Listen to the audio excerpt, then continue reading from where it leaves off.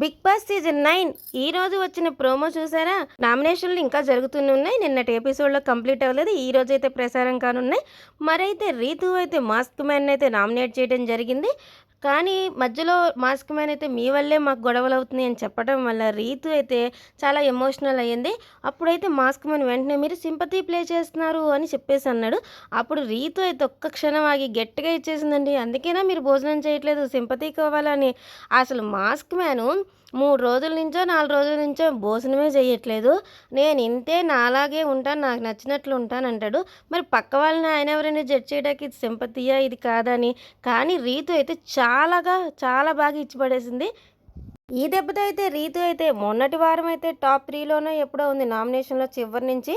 కానీ ఈసారి అయితే కొంచెం వెంటనే సేవ్ అయ్యే అవకాశాలు ఎక్కువగా ఉన్నాయి. ఓట్లు కూడా పడే అవకాశం ఉన్నాయి. అయితే రాము రాథోడైతే పవన్ కళ్యాణ్ని నామినేట్ చేస్తే కనుక నువ్వైతే ఇలా నన్ను నామినేట్ చేస్తున్నావు, చిన్న రీజన్కే ట్రోల్ అయిపోతావు అన్నాడు పవన్ కళ్యాణ్.